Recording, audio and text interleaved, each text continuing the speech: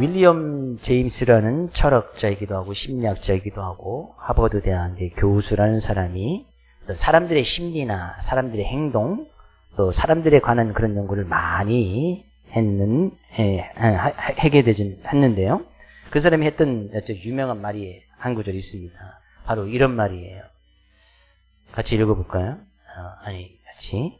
우리 세대의 가장 위대한 발견은 인간이 자신의 뭐를 바꿈으로써 자신의 인생을 바꿀 수 있다는 점이다. 아주 이제 유명한 말을 했는데, 유명한 말이래요. 저도 이제 책을 통해서 봤는데요. 자신이 뭐를 바꾸면서 내가 이제 쭉 살아오면서 이걸 바꿨으면 내 인생을 정말 새롭게 더 바꿀 수 있었을 텐데 라고 생각하는 것이 있었단 말이죠. 요 가로 안에 뭐가 좀 들어갈까요? 어떤 사람 이제 여기 이제 외모가 좀 바뀌었으면 그죠? 이렇게 내가 새로운 인생 또 이렇게 생각하는 사람도 있을 것이고 좀 학력이 좀 바뀌었으면 성격이 좀 이제 외성적이나 이렇게 성격이 좀 바뀌었으면 내 인생을 좀 더 새롭게 바꿀 수 있었을 텐데 아니면 어떤 사람들이 열등감 이렇게 나름대로 생각하시는 것이 있을 거 아니에요. 근데 이 윌리엄 제임스가 이런 말하고 나서 자기 친구에게 이런 말 해서 뭐를 바꿈으로써 자기 인생을 바꿀 수 있겠는가 친구에게 물어보니까 그 친구가 서스럼없이 이렇게 대답했습니다. 마누라 했다는 거예요. 뭐 유머인지 뭔지 모르겠지만 요 가로 안에 마누라는 아니에요. 요 마누라를 바꿈으로 이렇게 쓰시면 안 되고 요 가로 안에는 태도라는 것이 들어가요. 태도, attitude. 자신의 태도를 바꿈으로써 마음가짐이죠. 태도라는 마음가짐을 자기가 바꾸면 자기의 인생을 새롭게 바꿀 수 있을 텐데 태도. 우리 이 시간 주님 앞에 서 있습니다. 그 하나님께 지금 예배를 드리고 있습니다.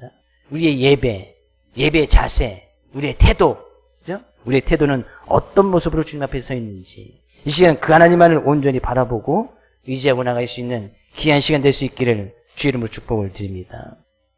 그러면서요, 아주 재미난 연구가 하나 더 있는데 호주에 있는 뉴 사우스 웨일스 대학이라는 곳에서 어떤 교수들이 로저스 박사를 중심으로 해서 이제 한 연구팀이 연구를 한 것이 하나 있는데 이 호주는 이제 이 소를 이제 많이 기르는 나라잖아요. 근데 소를 이렇게 많이 기르는데 이 소를 이제 방목해 우리 같이 이제 사육을 하는 것이 아니고 이제 방목을 해서 기르다 보니까 야생 동물에 의해서 이제 소들이 많이 이제 죽임을 당하는 거예요. 그래서 이것을 어떻게 하면 이것을 야생 동물에 의해서 좀 보호할 수 있을까? 야생 동물도 좀 보호할 수 있을까? 이제 그렇게 해서 이제 연구를 하게 되어지는데 이 연구팀들이 이제 소에다가 이런 표시를 해둡니다. 어떤 소의 엉덩이에다는 이제 눈을 이렇게 딱 그려놓는 거예요. 어떤 소에는 이제 X표를 해놓은 데가 있고 어떤 소는 그냥 내버려 둔 거예요. 그리고 나서 이제 연구를 하는 거예요. 그리고 나서 이 당시에 이제 이 세 부류로 나누어서 연구를 하게 되어지는데 이제 한 4년 가까이 이제 연구를 하는 거예요. 이 소들을 이렇게 해놓고서 연구를 하는데 엉덩이에다 눈을 그려놓은 소는 4년 동안 683마리에다가 이제 눈을 그려놨는데 한 마리도 사자나 야생동물의 공격을 당하지 않았답니다. 그리고 이제 X표를 해놓은 소는 4마리가 공격을 당해서 죽임을 당했고 아무것도 표시해놓지 않은 소에서는 15마리가 야생동물에 의해서 희생이 됐다는 거예요. 근데 이 연구팀이 이제 연구한 결과가 이 야생동물도 사자나 이제 포비엄이라는 것이 이제 표적이 대상이 되어지는데 이들이 이제 기습적으로 어떤 다른 동물들을 겨냥할 때, 사냥할 때 그 목표물과 눈이 딱 마주치면 눈이 마주치는 순간 제가 나를 째려보는구나 이렇게 생각을 해서 그 사냥을 포기하는 경우들이 많다는 거예요. 그래서 이 사자들의 표범들이 이제 소가 막 방목해 다니니까 공격을 하려고 하다 보는데 그 눈이 이제 딱 마주치는 거죠. 그래서 그 눈이 그려져 있는 소는 공격하지 아니하고 자기가 도망간다든지 전혀 의미 없는 이런 소를 공격해서 사냥의 대상으로 삼는다라는 그런 연구가 발표된 적이 있습니다. 사람들도 마찬가지죠. 사람들은 항상 주변의 시선을 의식하면서 살아갑니다. 주변의 시선을 보고 산다는 것이죠. 뭐 눈치를 보고 산다는 거예요. 아, 저 사람 이렇게 눈치도 없어. 나간다는 것은 전혀 타인들의 어떤 시선을 생각하지 않는다는 이야기죠. 너 왜 이렇게 눈치가 없냐? 그러면 내가 그냥 볼 것만 보고 가지. 다른 사람들이 뭐라고 이야기든 자신을 어떻게 보든 간에 전혀 생각하지 아니하고 살아갈 때 하는 말이다. 이런 얘기죠. 예, 그래서 또 이 타인들에 대한 어떤 의식을 너무나 이제 심각하게 생각하면 이 타인의식 증후군이라고 해서 그건 이제 스트레스가 되고 타인들의 시선에 의해서 이제 병이 드는 그런 경우도 있습니다. 근데 우리는 늘 주변을 의식하면서 살아가는 것 중요합니다. 다른 사람의 시선, 다른 사람 나를 어떻게 볼까 이걸 생각하는 것도 중요하지만 더 중요한 것이 있어요. 과연 하나님께서는 나를 어떻게 보실까? 하나님께서 지금 이 시간 예배드리는 우리의 모습을 하나님께서 어떻게 보실까? 하나님의 눈은 과연 우리를 어떤 눈으로 바라보고 있을까? 또 반대의 입장에서 우리는 지금 그 하나님을 어떻게 바라보고 있는가? 우리는 무언가를 바라보고 무언가를 목표를 삼고 나가는 거 그거 정말 중요하다는 이야기예요. 오늘 보면 그 눈에 대해서 이야기를 하고 있으면서 우리가 삼건대 올바른 분별력을 가질 것을 이야기를 하고 있습니다. 무엇이 더 중요하고 무엇이 덜 중요한지 이것을 잘 판단하는 것이 분별력이죠. 무엇이 두 가지 물건이 딱 있는데 무엇이 더 중요한가? 뭐 쉽게 여기 예를 들어서 볼펜, 연필이 하나 있고 마이크가 하나 있어요. 어느 것이 더 중요하고 가치가 있는 것일까요? 물어보나 마나죠? 이거죠? 이게 더 중요하고 가치 있다고 생각하시면 안 계시겠죠? 그렇죠? 이건 뭐 500원이면 사고 이거는 많이 줘야 되는데 한 20만 원대 줘야 되는데 누가 봐도 이것은 딱 구별이 되어진단 말이죠. 근데 이것이 이제 구별하지 못하면 분별력이 없다고 하는 거예요. 분별력 없는 사람이죠. 어떤 거지 활동을 하면서 부자가 된 사람이 한 사람이 있었는데 이 거지가 사람들이 이제 그 거지 앞에서 500원짜리 1000원짜리 딱 놓고 어느 거 가질래 하면 이 사람이 고민하는 척 하다가 이제 500원짜리 갖는다는 거예요. 사람들은 이제 이 사람을 더 약올리고 신기해서 계속해서 이렇게 놓으면서 500원짜리 1000원짜리 때로는 1000원짜리 만원짜리 또 만원짜리 5만원짜리 내면서 이게 뭐 가질래 하면 항상 정오 쪽에서 계속해서 갖는다는 거예요. 그래서 이제 부자가 된 거지가 있대요. 그럼 누가 더 똑똑한 거예요? 사람들은 이 사람이 이제 바보구나. 이제 뭐가 더 중요한지도 모르는구나 생각해서 계속 이렇게 장난하는 거죠. 근데 이 사람은 그걸 알고서 고민을 하는 척 하면서 이제 더 작은 쪽을 계속해서 갖는다는 거예요. 누가 분별력이 없는지는 잘 모르겠네. 어느 것이 더 중요한지 이것을 잘 아는 것이 분별력이죠. 오늘 본 말씀대 이야기하시죠. 보면 이것은 정말 미워야 되는지 이것을 정말 사랑해야 되는지 이것을 잘 구분하는 것이 분별력이죠. 내가 이것을 멀리 해야 되는지 이것을 가까이 해야 되는지 이것을 잘 아는 것이 분별력이란 말이죠. 근데 그 분별력의 기준점을 가지고 있는 것이 무엇이냐 예수님께서 말씀하신데 그것을 갖다 눈이라고 이야기를 하는 거예요. 눈. 그래서 눈은요 예수님께서 말씀하시되 이 눈은 바로 분별력을 이야기합니다. 어느 것을 잘 구별할 수 있느냐 이야기죠. 이거 정말 미워야 되는 것인가? 이거 정말 사랑해야 되는 것인가? 이거 정말 중하게 귀하게 여겨야 될 것인가? 이건 그냥 경하게 그냥 뭐 가치 없게 생각해도 될 것인가? 이건 꼭 먹어야 되는 거? 이거 꼭 먹지 말아야 되는가? 이거 구별할 수 있는 것이 바로 눈이란 말이죠. 그래서 오늘 본 말씀 이야기해 눈은 몸의 등불이니 그러므로 내 눈이 성하면 온몸이 밝을 것이고 내 눈이 나쁘면 온몸이 어두울 것이니 눈은 우리의 몸을 밝게도 하고 어둡게도 하는 그런 기준이 되어지는데 이 눈이 밝으면 우리 몸이 다 밝고 눈이 어두우면 이 우리의 몸이 다 어두울 것이라는 거예요. 눈이라는 것은 우리가 일단 무엇을 보는 것이잖아요. 우리가 모든 것을 볼 수 있고 사물을 인식할 수 있고 이것이 어떤 것인지 잘 깨달음을 주는 것인지 이 눈에 달려있단 말이죠. 물론 시각 장애이 있으신 분도 계시긴 하지만 우리가 이렇게 잘 보다가 시각 장애를 있다면 그만큼 또 불편한 것이 없을 거예요. 이게 길인지 아닌지 알 수 없단 말이죠. 이게 무엇인지, 이게 먹어야 되는 건 말해야 되는지 안 보이니까 이제 알 수 없는 거예요. 그만큼 눈은 우리의 몸을 밝게도 하고 어둡게 하는 기준점이 되어지고 분별할 수 있는, 그죠? 구별할 수 있는 그 기준점이 되는 것이 바로 이 눈이다. 그런 얘기죠. 이것은 예수님께서 우리의 육체적인 눈을 이야기하는 것은 아니에요. 그죠? 우리의 영적인 눈을 이야기하는 거예요. 영적인 시선을 이야기한단 말이죠. 눈은 곧 마음의 창이다. 이런 이야기는 많이 들어봤을 겁니다. 눈은 마음의 창이라 이야기하는 것은 눈은 마음의 창이다. 그래서 그 사람의 눈을 보면 그 사람이 어떤 마음을 갖고 있는지, 어떤 생각을 하고 있는지 좀 알 수 있단 말이죠. 이 사람이 어떤 마음의 태도로 지금 서 있는지, 어떤 태도로 나한테 대하고 있는지 눈을 보면 좀 알 수 있단 말이죠. 그래서 사람들이 대화할 때 상대방의 눈을 보고 이야기하라고 이야기했잖아요. 보통 그것이 예의이기도 하고, 그래야 내가 전달할 수 있는 말의 부족한 부분을 눈으로도 이야기할 수 있는 거예요. 우리 옆에 계신 성도님의 눈을 잠깐 볼까요? 어떤 눈을 갖고 계시죠? 아름다운 눈, 그죠? 다 아름다운 눈을 갖고 있다고 생각이 됩니다. 눈은 마음의 창, 그 사람이 어떤 생각을 갖고 있는지, 그 눈은 우리의 분별력, 이해력을 또 나타내기도 하고, 그 눈은 우리 어떤 목적, 내가 어떤 것을 바라본다라고 이야기할 때는 실제 내 눈을 이렇게 바라보는 것을 이야기하지만 내 인생의 어떤 목표나 어떤 목적을 이야기할 때도 우리가 무엇을 바라본다라고 이렇게 이야기를 합니다.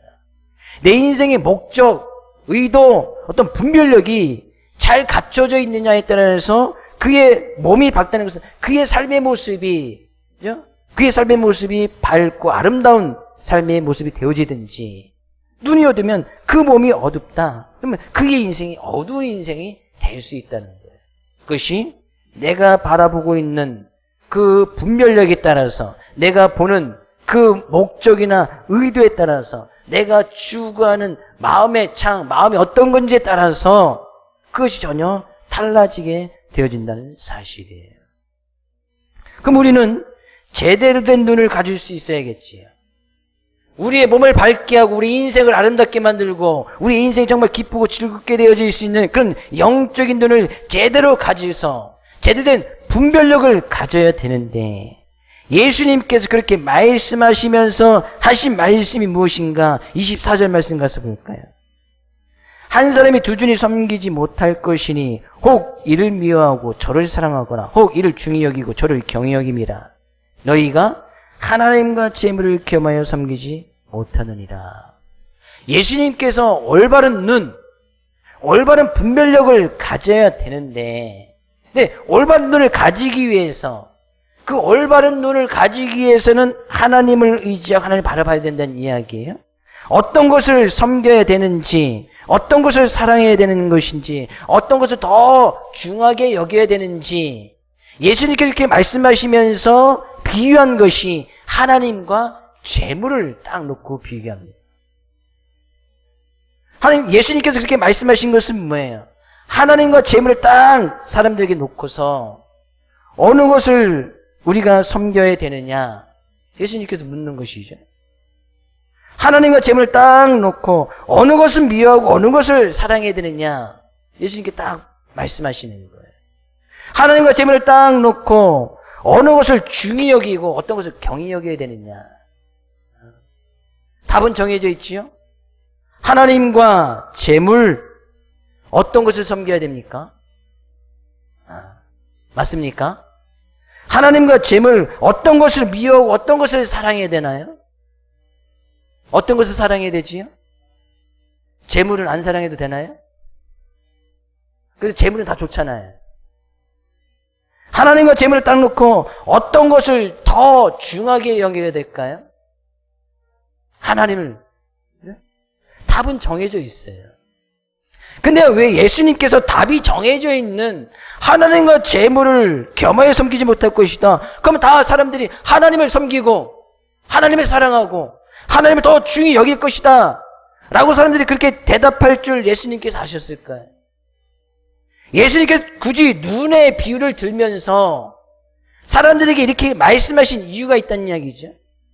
실제적으로 사람들 앞에 이 하나님과 우리가 하나님 볼 수 없지만 하나님과 재물을 딱 겸해서 딱 분별력을 가지고 잘 분별해보라 라고 이야기하면 대부분의 사람들이 하나님 쪽보다는 재물을 택하기가 훨씬 더 쉽다는 거예요. 그래서 예수님께서 굳이 하나님과 재물을 딱 비유로 딱 하면서 어느 것이 더 정말 중요하냐, 어느 것을 더 사랑해야 되느냐, 어느 것을 우리가 섬겨 나가야 되느냐, 예수님께 지금 묻고 계신 거예요. 예수님께 말씀하시죠. 두 주인, 한 사람이 두 주인을 섬길 수 없다. 어떻게 한 사람이 두 주인을 섬길 수가 있습니까? 그 어느 누구도 두 주인을 섬길 수 없다는 거예요. 하나님과 재물을, 예수님께서 재물을 굳이 다른 그 어느 것도 하나님을 빗대어서 이 재물 자리에 갖다 놓을 수 있을 텐데 굳이 왜 예수님께서 재물을 그 자리에 갖다 놓았냐면 재물이 하나님 되기가 가장 쉬운 것이기 때문이에요. 사람들의 분별력을 가장 흔들어 놓는 것이 바로 재물이기 때문이에요. 하나님을 섬기고 하나님을 사랑하고 하나님을 더 중히 여겨야 됨에 있어서 그것에 올바른 판단력을 하지 못하게끔 만드는 것이 바로 재물이기 때문이에요. 그 어느 누구도 하나님과 재물을 겸해서 섬기지 못한다. 예수님 당시에도 그런 일이 있었습니다. 그래서 그런 재물을 더 중히 여겼던 사람들이 이제 만몬주의, 당시 만몬주의, 물질이면 다 된다는 그런 주의, 그런 사상을 가지고 있던 사람들 같은 이제 만몬이라고 이야기하는데, 그런 만몬이 하나님처럼 만몬이 그들의 어떤 이익을 추구하는 신처럼 되어져 있는 거예요. 그러니까 그들의 재물이 신이 되어져 있었단 말이죠. 재물이 곧 신이 되어져 있는 거예요. 그래서 여기서 이제 재물이라는 것은 하나님과 그 재물을 신을 섬기시는 만몬주의, 그 하나님의 신과 재물의 신을 딱 놓고 보니 사람들의 분별력이 다 흐트러져 버린 거예요. 실제적으로요, 우리의 삶의 모습 가운데서도 이 재물 때문에 분별력을 잃는 경우들이 너무나 많습니다. 재물이 우리 인생의 주인 된 경우들이 너무나 많단 말이에요. 재물이 나쁘다는 이야기가 아니에요. 그죠? 재물을 하나님께서 우리의 삶 가운데 허락해 주면서 그것을 잘 사용하도록 하나님께서 허락해 주셨기 때문에 재물 그 자체가 나쁜 것이 아니에요. 그 재물이 신이 되어져 있는 것, 그 재물 때문에 내가 무엇을 섬겨야 되고 무엇을 해야 되고 무엇을 사랑해야 되는지 그 분별력을 잃어버렸다면 그것이 문제가 되는 거예요. 그래서 돈을 사랑함이 일만하게 뿌리가 되어진다고 이야기합니다. 돈 그 자체는 문제가 없는데 돈을 사랑하니까 그것이 신이 되어진 거예요. 우리는 하나님을 사랑해야 되는데 돈을 사랑하니까 그것이 하나님의 자리에 딱 가 있는 거예요. 그러니까 하나님은 온데간데 없는 거예요. 결국에 이 재물을 섬기다 보면 분별력을 잃어버리게 되어지고 무엇이 악한 것인지 무엇이 선한 것인지 이것이 지혜 아니에요. 우리는 이 분별력을 제대로 가져야 되는 거 아니겠어요? 근데 이 재물이라는 것이 그것을 막아버린다는 거예요. 우리의 인생의 참다운 주인이 어떤 것이 주인이 되어지고 내가 어떤 주인을 섬겨 나가야 되고 어떤 것을 사랑해야 되고 어떤 것을 더 귀하고 소중하게 여겨야 되는지 그것을 잘 깨닫는 것이 분별이고 그 분별력을 나타내는 기준이 바로 우리의 눈에 있다는 사실이에요. 우리 사랑하는 모든 성도의 눈이 다 밝아지고 영적인 눈이 띄어질 수 있기를 주의 이름으로 축복을 드립니다. 올바른 분별력을 가지고 주님께서 물으실 때에 어느 것을 섬겨 나가야 되느냐라고 물으실 때 하나님 쪽을 택할 수 있기를 주의 이름으로 축복을 드립니다. 어느 것을 더 사랑해야 되느냐 물으실 때 하나님만 더 사랑한다라고 대답할 수 있는 우리 사랑하는 모든 성도 될 수 있기를 다시 한번 주의 이름으로 축복을 드립니다. 근데 이 물질이라는 것이 재물이라는 것이 하나님의 자리에 있으면 분별력을 잃어버려요. 성경 가운데 그런 사람의 한 사람의 예를 제가 드리려고 하는데, 열왕기하 5장에 가서 보면 이제 아람이라는 나라의 군대 장관이었던 나만 장군이 나와요. 이 아람 왕은 당시에 좀 약간 강대국이 돼 있어서 이스라엘 백성을 종종 침범하기도 하고, 이 군대 장관이 이제 군대 장관이니까 이제 전쟁을 하면서 이스라엘에서도 이제 마침 이제 여러 사람들을 데려다가 종으로 쓰고 있게 되어지는 그런 상황입니다. 근데 이 나만 장군이 군대 장관인데 문둥병이 걸리는 거예요. 한센시병이 걸렸단 말이죠. 근데 이제 고민하는 거예요. 군대 장관이니까, 지금 우리나라 군대 장관이면 거의 뭐 이제 국방부 장관 이 정도 되는 수준이니까 별의별 다 해봤겠지요. 의사를 찾아고 먹어야 돼. 도저히 날 길이 없는 거예요. 그러니까 이 왕 앞에 서기에도 이제 너무나 이제 부끄러운 모습이 있는 거예요. 근데 그렇게 고민하던 모습을 마침 자기가 이스라엘 백성에서 종으로 데려왔던 그 여종 하나가 지나가면서 이렇게 툭 던집니다. 우리나라에 가면 엘리사라는 선지자가 있는데 그 선지자 가면 고침을 받을 수도 있는데, 이렇게 딱 이야기를 하는 거예요. 그러니까 이 나만 장군이 이제 별의별 일 다 해도 안 되니까 그 지푸라기를 짚는 심장을 가지고 그 여종의 말을 듣고 이제 이스라엘 엘리사라는 이제 선지자를 찾아가게 되어집니다. 그래서 이제 찾아갈 때 빈손으로 갈 수 없으니까 막 금은 보아 옷 막 해서 이제 고침을 받으면 그것을 이제 살해하려고 이제 많은 것을 가지고 가게 되어져요. 엘리사를 이제 물어물어 찾아가서 딱 가는데, 엘리사는 벌써 하나님의 음성을 듣고 이 나만 장군이 올 것이다라는 그 하나님의 음성을 듣게 되었습니다. 나만 장군에서 여기가 엘리사의 집인가? 그러니까 엘리사가 뭐 대답도 안 하고 퉁명스럽게 가서 여기 강물에 가서 7번 목욕하시오. 이렇게 이야기하는 거예요. 그러니 나만 장군이 너무나 기분이 나쁘죠. 자기 나라를 종종 침범하고 그리고 강대국인 군대 장관이 찾아와서 물어봤는데 뭐 나와서 인사도 하지 않냐고, 가서 요단강 강가에 가서 그냥 목욕 7번 하고 가시오. 그런 거예요. 기분이 너무 나쁜 거예요. 그냥 돌아갑니다. 근데 부하들이 돌아가다 생각해보니까 이 군대 장관이요. 이 나라에서도 별거 다 했는데 뭐 여기서 목욕 7번 하라는 거고 그거 못 하겠습니까? 그냥 속는셈 치고 한번 해봅시다. 뭐 그런 식으로 이야기를 하는 거예요. 그 나만 장군이 열이 받았지만 그래도 이제 속는셈 치고 이 요단강에서 7번 목욕을 해요. 목욕을 하고 딱 나는데 그 나병이 그냥 깨끗하게 나와버리는 거예요. 군대 장관이 너무나 기쁘죠. 그래서 어떻게 합니까? 자기가 바리바리 쌓았던 금은 보화를 가지고 다시 엘리사를 찾아가는데 엘리사가 그것을 받지 않습니다. 내가 지금 이걸 받을 때도 아니고 나는 그냥 하나님의 말씀을 전했을 뿐인데 이걸 받을 수가 없다라고 이야기를 해요. 그래서 아무리 이 나만 장군이 설득이 안 되니까 이 나만 장군이 돌아갑니다. 근데 중요한 것은 이 엘리사를 섬겼던 사환 게하시라는 사람이 있었습니다. 근데 이 게하시가 그 모습을 엘리사 선지자 앞에서 다 보는 거예요. 근데 게하시가 생각하기를 나만 장군이 그렇게 살해를 할 때 좀 받을 수도 있잖아요. 하나님의 말씀 통해서 했지만 뭐 좀 받을 수도 있고 충분히 자기 나라 사람도 아니고 이웃 나라 사람이기 때문에 어느 정도 이 살해를 받아도 괜찮다라고 이 게하시는 생각했던 것 같아요. 근데 또 살해를 하러 왔는데 또 엘리사가 그냥 돌려보냅니다. 그러니까 이 게하시가 너무나 마음에 이거 좀 받았으면 좋겠다 이런 생각이 들었던 것 같아요. 이 나만 장군을 돌려보냈는데 게하시가 엘리사 몰래 그 나만 장군을 쫓아갑니다. 쫓아가서 하는 말이 이제 급히 쫓아가니까 나만 장군이 어쩐 일인가? 왜 나를 쫓아왔는가? 그러니까 이 게하시가 이야기하는 것이 그죠? 거짓말을 나만 장군한테 합니다.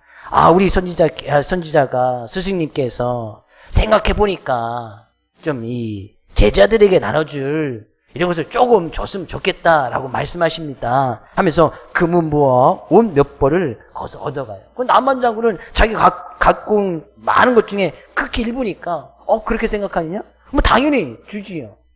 그만큼 준 거예요. 그 게하시가 속여서 그것을 가지고 나와서 그죠? 자기 이제 스승에게 가지 못하고 멀리 자기 집에 계속 숨겨두지요. 이미 엘리사는 그것을 다 알고 있는 거예요. 게하시가 엘리사 앞에 딱 나타납니다. 엘리사가 묻습니다. 너 어디 갔다 왔냐? 저 계속 밖에 있었는데요. 내가 나한테 거짓말을 하고, 그죠? 지금 이 어미, 지금 그런 돈을 받으면서 내 물질이 그런 분별력을, 물질 때문에 제대로 된 분별력, 그것을 가질 수가 없더냐. 그 말이 떨어지자마자 나만 장군이 있던 이 나병이 개식에 들게 되어지고 자손대대로, 그죠? 문둥병이 듣는 그 하나님의 놀라운 이 심판을 받게 되어져요.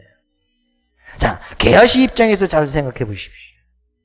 이 게하시 엘리사의 선지자의 모습을 따라가면서 하나님이 없던 분이신지 엘리사 옆에서 가장 측근해서 하나님의 살아계심과 역사하심을 직접 보고 체험했던 사람 중에 하나가 게하시예요. 근데 순간 이 나만이 잠깐 갖고 왔던 자기 나라에서 보일 수 없는 금은보화, 옷, 뭐 당시 옷은 너무나 귀한 것이니까 구할 수가 없는 거예요. 옷 한 벌이면 평생을 태어나면서부터 이제 한 벌 가지고 살아야 되니까, 그죠?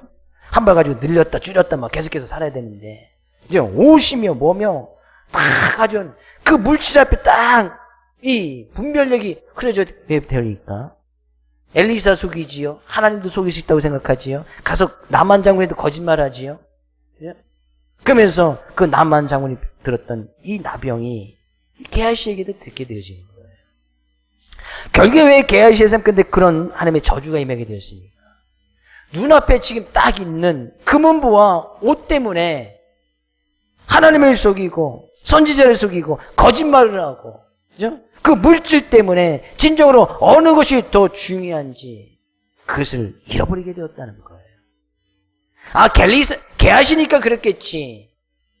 과연 우리의 믿음의 삶, 신앙의 삶의 모습은 그런 모습이 없을까요?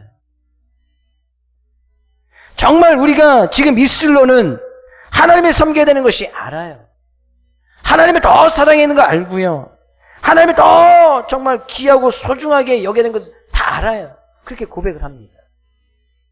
그러나 실제적인 우리의 삶의 모습을 가서 보면 정말 그 하나님만 섬기고 그 하나님을 정말 귀히 여겨서 그 하나님만 예배하고 그 하나님께 우리의 모든 것을 드려서 그 하나님만 주인 삼느냐, 그런 이야기예요. 이 귀하고 복된 주일날 그 하나님을 섬겨 예배한다면 지금 어디에 있어야 될까요? 우리의 물질보다 하나님이 더 귀한 것임을 안다면 예배 시간까지 벼려가면서 세상적인 일에 빠져 있을 수는 없단 말이죠. 맞아요. 우리는 지금 많은 환경이나 세대가 변하고 있습니다. 지금 교계나 저도 심각하게 고민하는 것이 바로 그거예요. 코로나19 때문에 과연 예배의 정의를 어떻게 내려야 되는지 저도 정말 고민이 돼요. 예배. 꼭 주의 날, 주님의 전에 모여서 하나님께 드리는 것만 예배냐? 물론 그것만 예배는 아니에요. 예배는 우리의 삶 전체가 예배가 되는 것이 맞아요. 근데 삶 전체가 예배가 되는 것이 맞는데 주님께 주신 계명의 말씀 가운데에 안식일을, 주의 날을 거룩하게 지켜 그것을 또 하나님께 영광 돌리는 또 말씀이 있는 거예요. 고민이 되는 거예요. 그럼 그 예배의 모습에는 어떻게 써 있어야 되느냐? 그냥 영상으로 보면서 예배 드리는 것, 그것도 우리의 예배의 범주 안에 들어가야 되느냐? 정말 고민이 되는 거 맞아요. 그 예배 드리는 거 맞아요. 내가 지금 어쩔 수 없는 그런 환경이나 상황에 처해 있어서 지금 영상을 드리고 예배님들 지금 제가 뭐라고 하는 것은 아닙니다. 그 예배의 모습 맞아요. 근데 그 예배의 진정한 범위를 우리가 거기까지 넓혀나간다면 우리는 굳이 주일날 성전에 모여서 예배드릴 그 이유가 없어지는 거예요. 코로나19에서 어떤 일이 생겼냐면, 네, 국민일보에 이제 통계가 나온 거예요. 이 코로나19에서 예배의 소중함이, 예배가 얼마나 소중한지, 그것을 깨달은 사람들이 무지식으로 많습니다. 아, 예배가 정말 소중하구나. 근데 그런 예배를 드림에 있어서 그냥 그 이후에도, 코로나가 행여나 끝난 이후에도 그냥 영상으로나 비디오면으로 계속 예배 드리는 걸 원해서 그렇게 예배를 드리기를 원하는 사람들이 조사 가운데 75%. 조사한 사람들 가운데서. 그냥 그렇게 그냥 예배를 계속해서 드려도 무방하고 그렇게 드렸으면 좋겠다라고도 이야기했단 말이에요. 많이 고민이 되는 거예요. 지금 신학자들이 지금 많이 논란하고 있고, 또 뭐, 교계에서도, 저도 이제 많이 이제 그 예배에 대한 올바른 정의를 내리기 위해서 많이 고민이 됩니다. 신경이 많이 쓰이는 부분이기도 해요. 과연 우리는 이런 상황 가운데서도 어떤 것을 주인으로 삼아 그 주인을 섬길 것이고, 어떤 것을 더 사랑해야 될 것이고, 어떤 것을 더 귀하고 소중하게 여겨야 되는지, 그 분별력만큼은 흐트러지지 말자는 거예요. 내가 지금 어쩔 수 없는, 그죠? 어쩔 수 없는 상황이 있잖아요. 지금 다른 사람에게 내가 행해나 피해를 줄 수 있는 상황이고, 뭐 그것으로 인해서 내가 하나님을 다 섬겨야 되는, 내가 스스로 또 이제 병이 들어서 몸이 망가져서, 또 내가 내 자신을 잘 관리 못해서 하나님을 섬기지 못한다면, 그것도 또 나의 책임도 또한 있는 것이잖아요. 그런 모습 속에서도 내가 정말 더 하나님을 사랑하고, 더 하나님을 중히 여기고, 내가 물질보다도, 재물보다도 하나님을 더 사랑하고 있다는 그 분별력만큼은 흐트러지지 말자는 거예요. 하나님이 내 인생의 주인이라는 그 마음만큼은 변하지 말자는 거예요. 이것이 분별력이에요. 그러면 우리의 삶의 부분 가운데서 많은 부분들이 지금 달라져야 할 부분들이 많이 있단 말이에요. 돌이키고 해야 할 부분들이 너무나 많단 말이에요. 물질이 우상이 되어지고 물질이 신 되어지는 그 순간에 분별력이라는 게 싹 없어지는 거예요. 그런 인생이 어떻게 된다고요? 눈이 나쁘면 온몸이 어두울 것이니, 우리의 인생 자체가 어두워지는 거예요. 물질만 추구하다가 결국에 어두운 인생을 끝나버리고 만다는 거예요. 근데 눈이 밝으면 온몸도 밝을 것이니, 제대로 된 분별력을 가지고 있으면 그의 인생이 밝아질 것이고 아름다워질 것이고 행복해질 것이고, 그렇다는 것은 이 물질이 우리의 인생의 주인이 될 수 없고, 이 물질이 우리의 인생을 밝게 만드는 것도 아니고, 이 물질이 우리의 인생을 아름답게 만드는 것도 아니고, 이 물질이 우리의 인생을 행복하게 만드는 것도 아니더라 그런 얘기예요. 많은 사람들은 그 물질 가운데 행복이 있고, 그 물질이 우리를 기쁘게 할 것 같고, 그 물질이 우리의 삶을 늘 밝게 이끌어줄 것 같아서 그 물질 위해서 목숨을 건단 말이죠. 물질, 생명 어느 것이 더 중요하냐 물으면 다 생명이 더 중요하다고 여기는데, 정말 아이러니한 것은 그 생명을 버려가면서 이 물질을 지킨단 말이에요. 정말 이상한 거죠. 둘 중에 무엇이 더 중요하냐? 생명이 더 중요하지요. 근데 그 생명을 버리면서까지 이 물질을 가지려고 아둥바둥하고 물질을 지키고 물질을 소유하기 위해서 생명을 버린다는 거예요. 너무나 말이 안 되는 상황인 거예요. 근데 이런 모습들이 우리의 신앙의 모습, 믿음의 모습까지 그대로 젖어든단 말이죠. 분별력이 흐트러지시는 안 돼야 한다는 사실입니다. 오늘도 이 말씀 의지하여 우리의 입술의 고백처럼, 우리의 마음의 고백처럼 그 어떤 환경과 역경 가운데서, 그죠? 그 어떤 어려움에 처해 있든지 간에 지금 일시적이고 아마 물론 코로나19 분명히 이겨내고 극복할 줄로 믿습니다. 그죠? 그런 환경에서 지금 어쩔 수 없는 그런 상황이 있지만, 그 어쩔 수 없는 환경이 나의 믿음과 신앙을 합리화시키거나 대변할 수는 없습니다. 내가 어쩔 수 없으니까 이렇게 예배 드려야지, 그것이 합리화되는 것은 아니에요.